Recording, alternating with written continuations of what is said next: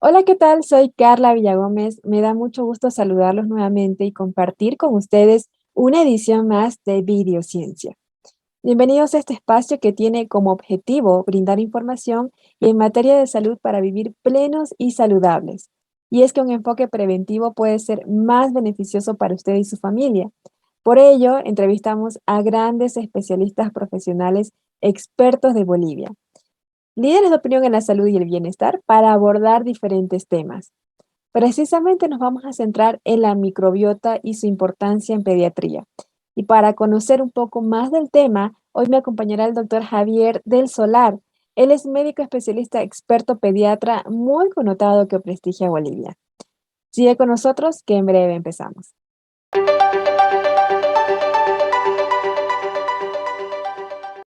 Muchas gracias por permanecer en sintonía. Y bueno, ¿sabías que en nuestro cuerpo tenemos 10 veces más bacterias que células propias? Esto se debe a que la microbiota, antes llamada flora intestinal, es el conjunto de bacterias que colonizan la piel, el aparato digestivo, incluida la boca, y el aparato genital. La microbiota está cobrando una gran importancia últimamente, pues los últimos descubrimientos sobre ella son una de las mayores revoluciones de la historia de la medicina, y es que es uno de los factores involucrados en el buen crecimiento infantil y en la disminución del riesgo de posibles enfermedades durante las etapas posteriores. Por eso, mantenerla lo más saludable posible y tenerla en cuenta incluso desde el mismo momento del embarazo, marcará que tengamos una vida sana. Precisamente hoy abordaremos la importancia del correcto desarrollo de la microbiota intestinal durante concretamente los primeros 1000 días de nuestra vida, es decir, el periodo que va desde la concepción hasta los 2 años de edad. Hoy conoceremos de qué depende que nuestra microbiota sea más perjudicial que beneficiosa. Y bueno, de esto y más nos hablará el doctor Javier desde la ciudad de Santa Cruz en los próximos minutos. Pero antes de entrar en el tema, daré un extracto de su amplio currículum. El doctor Javier del Solar Bueno es especializado en pediatría en la Pontificia Universidad Católica de Chile. Tiene posgrado en vacunología y nutrición pediátrica. Es miembro de la Sociedad Boliviana de Pediatría y miembro de la Sociedad de Pediatría Filial Santa Cruz. El doctor Javier cuenta con más de 20 años de experiencia en pediatría integral y preventiva. Le damos la bienvenida a Videociencia, doctor Javier. Saludos desde la ciudad de La Paz. Muy buenos días, gracias por la invitación y gracias por invitarme a hablar de este tema que me apasiona y que encuentro tan importante. Perfecto, doctor. Muchísimas gracias por estar con nosotros el día de hoy. Y bueno, sin más preámbulos, daremos inicio con la entrevista. Perfecto. Doctor Javier, me gustaría que empecemos un poco contextualizando a nuestro público respecto a qué es la microbiota, cómo se forma y qué funciones tiene. Bueno, como usted bien decía, lo que antes llamábamos flora intestinal, que ahora llamamos microbiota, es el conjunto de microorganismos que comparten espacio con nosotros. Nosotros somos un ecosistema andando, estamos llenos de virus, bacterias, hongos, y todos esos organismos que cohabitan con nosotros se llaman microbiota. Y todos esos microorganismos, más allá de que no nos hacen daño, son necesarios para la vida y para el desarrollo del sistema inmunológico, del crecimiento y todo. Entonces, todas estas microorganismos, llámense bacterias, virus, hongos, arqueas, que están dentro de nosotros, sobre nosotros, entre nosotros, porque tenemos microbiota en la piel, tenemos microbiota en la nariz, esto que llamábamos independientemente flora nasal, flora bucal, flora vaginal, ahora llamamos microbiota. Todo este conjunto de microorganismos que nos acompañan son, como usted decía, millones de millones, o sea, para que tenga una idea de la cantidad de bacterias y virus que tenemos, si solo los ponemos separados estos microorganismos, pesan más o menos 2 kilos, o sea, casi como nuestro cerebro. La cantidad de bacterias que nos acompaña y que tenemos en el cuerpo tiene más de 1000 variedades y cada una con millones de individuos. Entonces, estas bacterias no solo están con nosotros, sino que están vivas y están en un proceso metabólico constante. Y cada una de estas aporta además sus genes, ¿no? Cada bacteria tiene sus propios genes. Entonces, cada persona tiene en realidad más de 3 millones de genes interactuando al mismo tiempo. Es fascinante la interacción que existe entre ellos y nosotros y cómo hace que todo funcione bien. Entonces, en resumen, la microbiota es toda esta cantidad de virus, bacterias y hongos que tenemos adentro y que están interactuando con nuestro sistema inmunológico. Excelente, doctor. Y bueno, se dice claramente que hay una ventana de oportunidad en los primeros 1000 días de vida, periodo que va desde la concepción hasta los 2 años de edad. Y bueno, la concepción y la función de la microbiota en esta época determina aspectos críticos del desarrollo y el crecimiento. Ahora, doctor Javier, como especialista pediatra, ¿es la microbiota más importante en los niños que en los adultos? Bueno, en realidad no es más importante. Lo que pasa es que la microbiota va variando en el tiempo. Tenemos una microbiota inicial, ahorita vamos a explicar un poquito cómo se forma, pero tenemos una microbiota inicial cuando somos lactantes. Cambia un poco el momento del destete y cuando empieza la alimentación sólida, y luego se mantiene en el resto de tu vida hasta la adultez mayor. Digamos, los adultos mayores tienen un cambio ya que lleva a una inmunosenescencia y que ahora sabemos que esa es la razón por la que las personas muy mayores bajan las defensas y hay este cambio también, cosa que hemos visto en el COVID, ¿no? La diferencia con las personas muy mayores. Esto es porque va cambiando la flora intestinal. Entonces, tenemos una primera etapa muy importante, luego una estabilidad durante nuestra vida y luego una senescencia en la adultez mayor.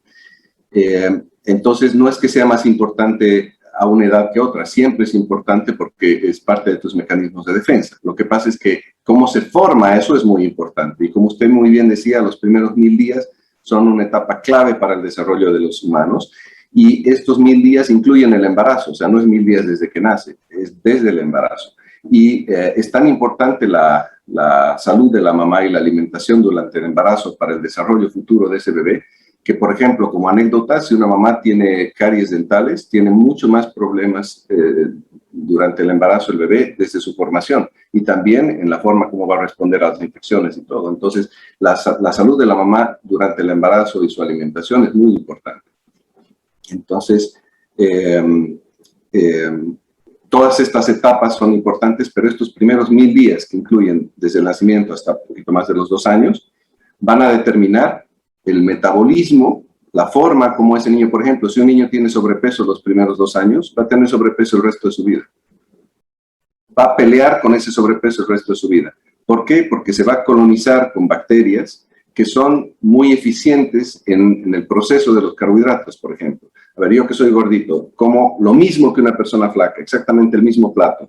Y yo voy a aprovechar, voy a optimizar, voy a obtener mucho más calorías del mismo plato que esa persona flaca. ¿Por qué? Porque yo, como de chico, fui mal alimentado o fui gordito y he sido colonizado con bacterias que procesan esos carbohidratos, yo voy a procesarlos mejor y acumular más grasa que la persona que no tiene esas bacterias.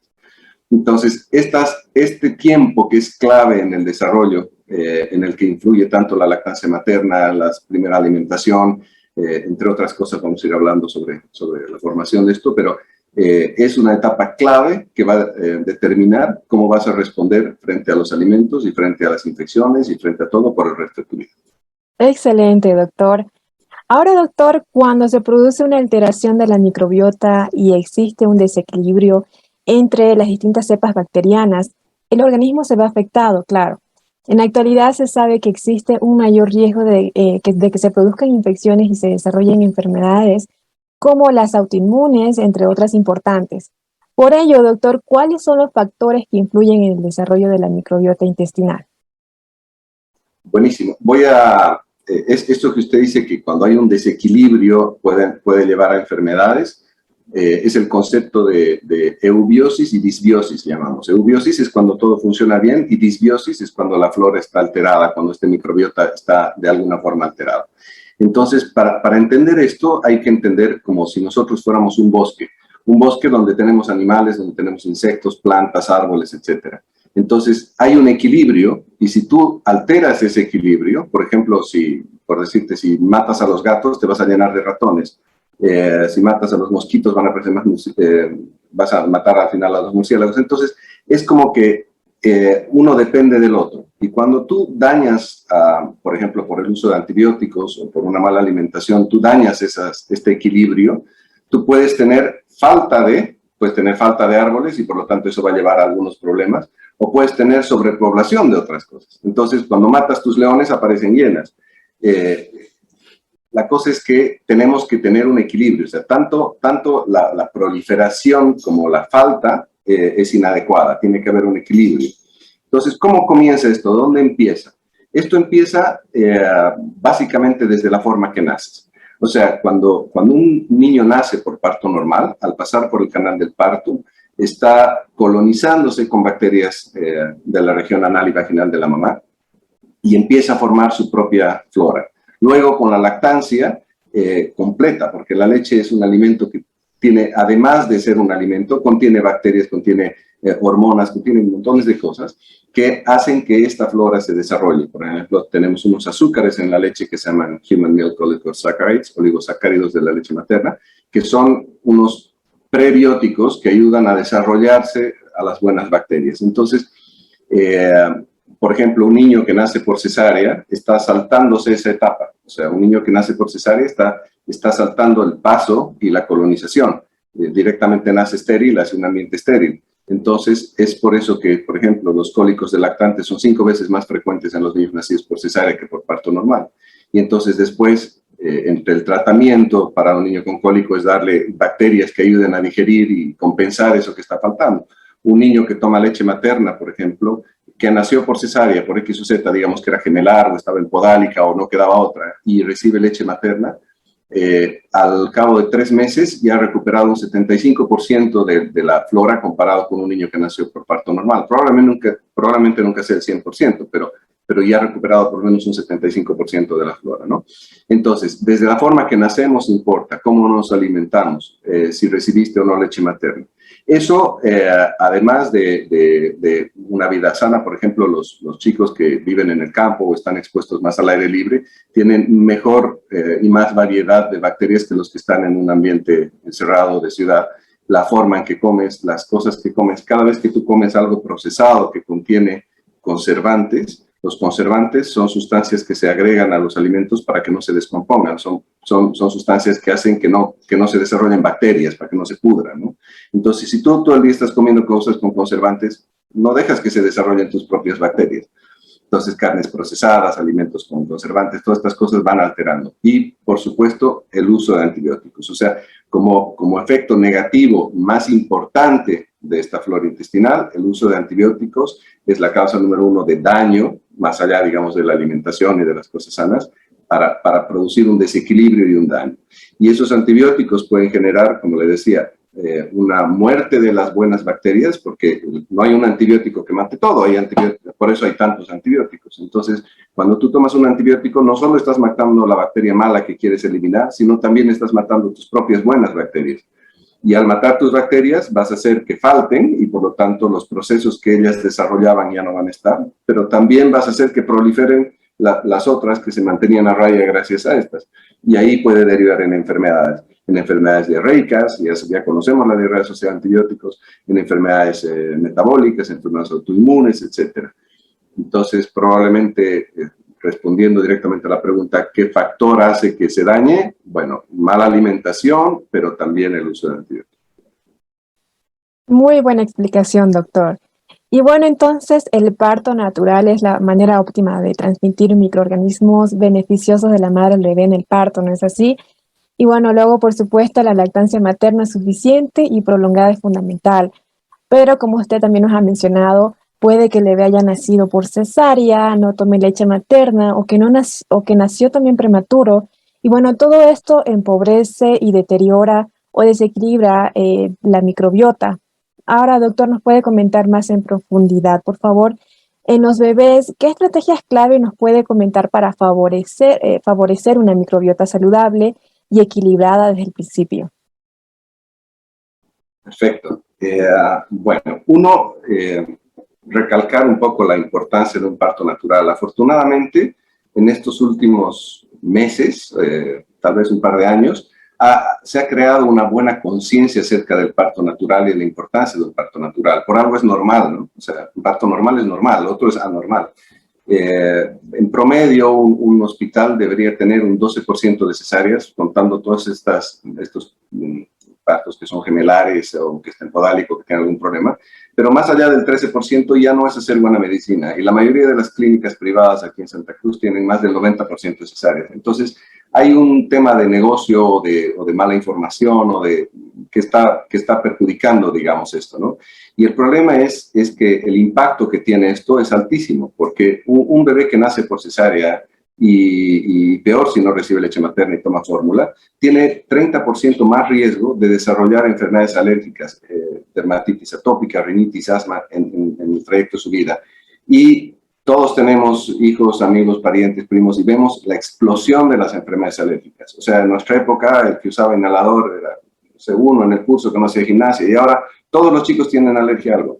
Entonces, esta sobre cesárea, esta cantidad excesiva de cesáreas que está haciendo, está teniendo una repercusión enorme en nuestra salud.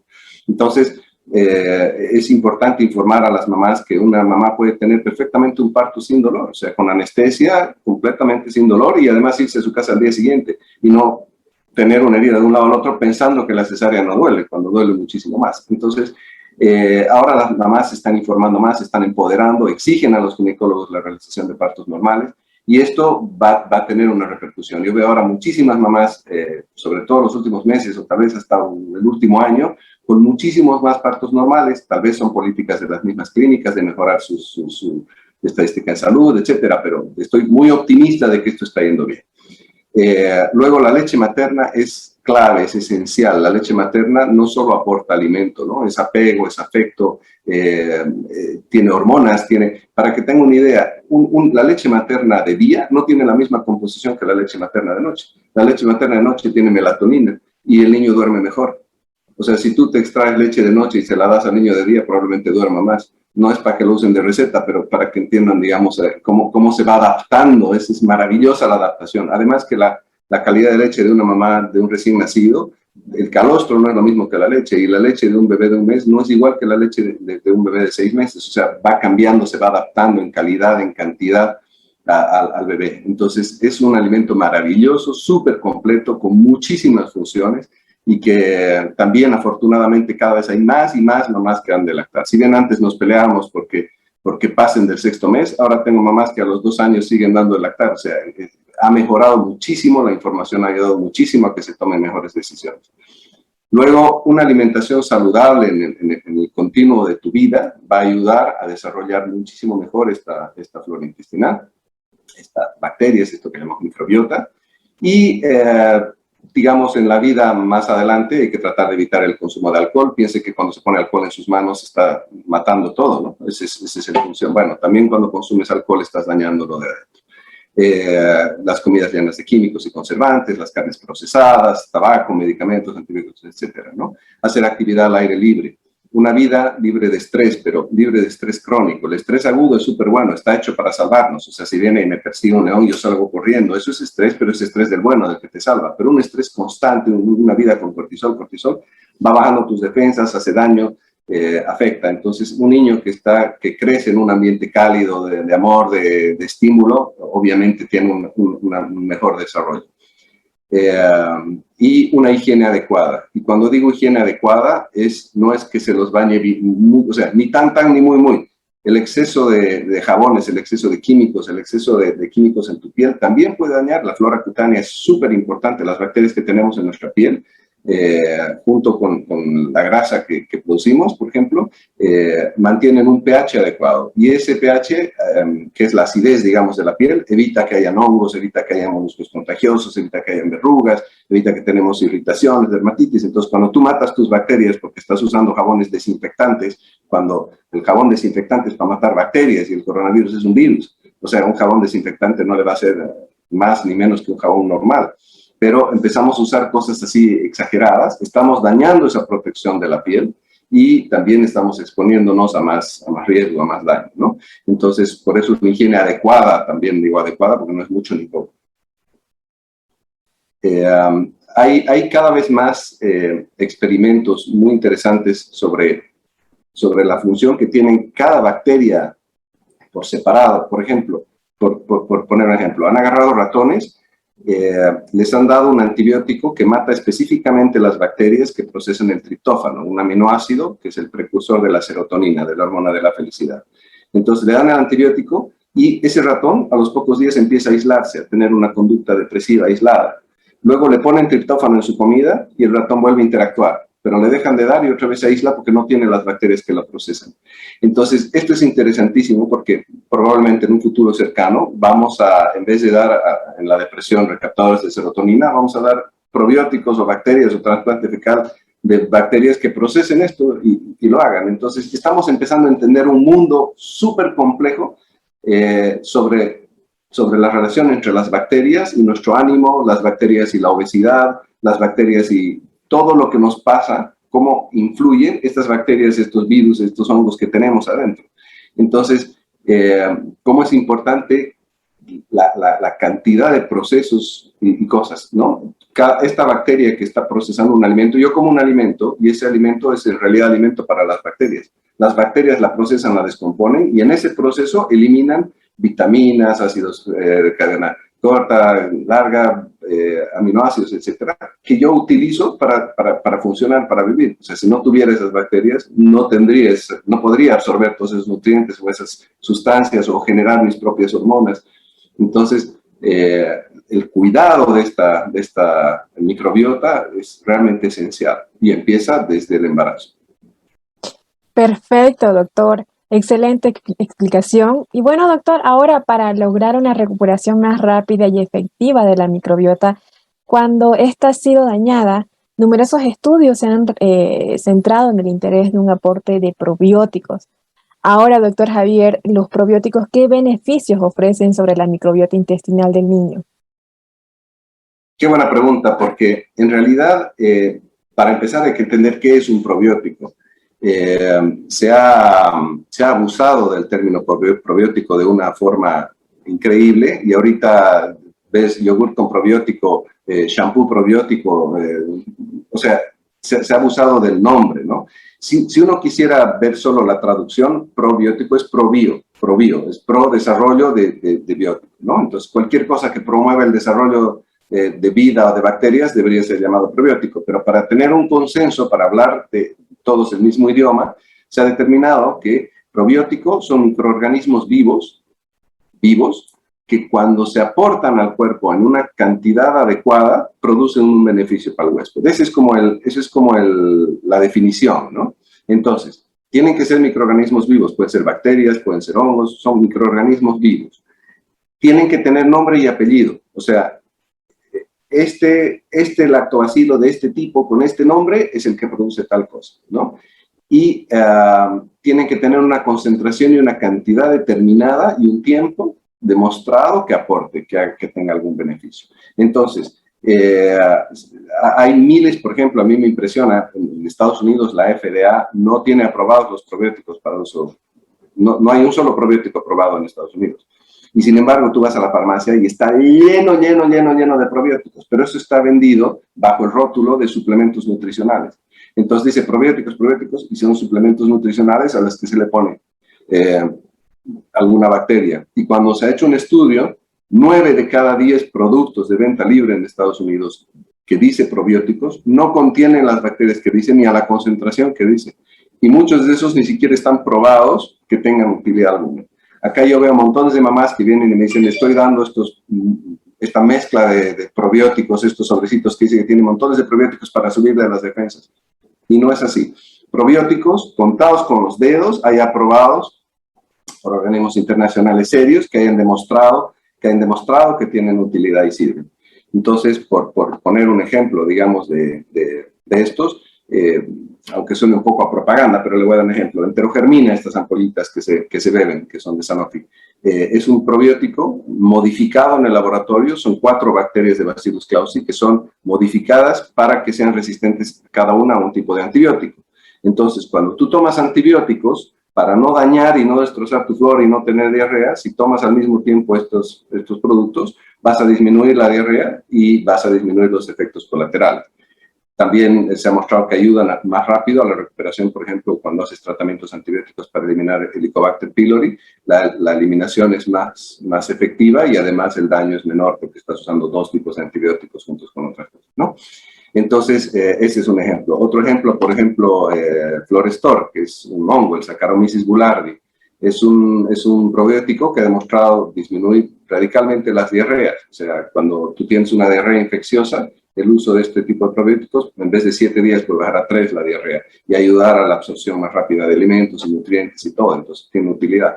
Otro ejemplo, el lactobacillus biogaia, por ejemplo, estas gotitas que contienen un lactobacilo específico que ha demostrado ayudar en el cólico del lactante y dados en una concentración adecuada por un tiempo adecuado, realmente ayudan a mejorar la alimentación, disminuir los gases, reducir el tiempo de dolor y de llanto. Entonces, puntualmente hay bacterias que han sido probadas, demostradas, estudiadas para distintas patologías. Hay más o menos 10 patologías que ya sí se ha demostrado que tienen utilidad y dadas en una concentración adecuada por un tiempo adecuado pueden ser muy útiles. Entonces, digamos, respondiendo a su pregunta, sí ayuda a reponer cuando uno ha tenido que usar un antibiótico, porque ni modo, tenías una neumonía, tenías una otitis infecciosa, algo y tienes que usar un antibiótico, puedes de alguna forma reponerlo o ayudar con esto. Otra cosa que parece interesante, aunque suena medio asquerosita, es que el trasplante fecal ha demostrado en experimento en animales ser una opción enorme. Lo que pasa es que todavía no podemos manipularlas. Por poner un ejemplo, se agarraron ratones gordos con la hipótesis de que son las bacterias las que generan la obesidad. Entonces agarraron ratones, los alimentaron mal durante muchísimo tiempo y luego agarraron esos ratones gordos y los dividieron en 2 grupos y les dieron antibióticos de varias formas para dañar toda su flora. Y luego a la mitad la dejaron que se recupere espontáneamente y a la otra mitad le hicieron un trasplante fecal de ratones flacos. Y ¿qué fue lo que pasó? Que los que no tomaron nada se recuperaron y volvieron a engordar y a seguir engordando, mientras que los de los trasplantados empezaron a enflaquecer. Hasta ahí suena una maravilla, pero la verdad que la mitad de ellos se murió porque junto con ese trasplante fecal venían de repente una Escherichia coli que era distinta a la que este tenía y el cuerpo la consideró una agresión, una infección y murió de infección, o de repente venía con una bacteria como Clostridium, que en pequeñas cantidades no te hace nada, pero en cantidades excesivas produce diarreas gravísimas. Entonces, todavía no sabemos cómo manipular o qué, pero creo que la industria farmacéutica ha encontrado un nicho gigantesco y va hacia allá, y vamos a tener sorpresas muy interesantes en un futuro para curar la obesidad, la depresión y quién sabe cuántas cosas más a través de la manipulación de nuestras bacterias. Perfecto, doctor. Muy agradecida por esta información bastante interesante.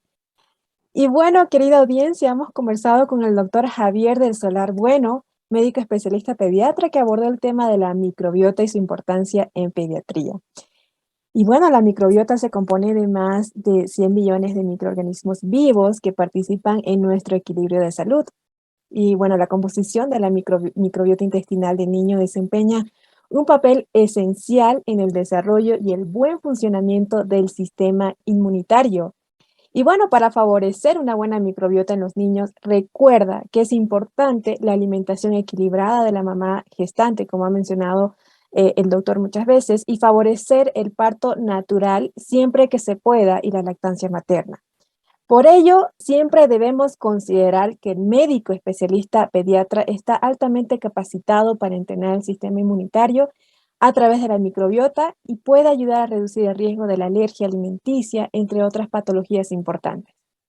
Ahora, doctor Javier, una vez más, muchísimas gracias por estar con nosotros y brindar una información bastante interesante y muy valiosa para nuestra audiencia. Esperamos tenerlo pronto, doctor, en Videociencia. Muchísimas gracias por la invitación. Un gusto. Un gusto, doctor. Hasta luego. Gracias por el apoyo.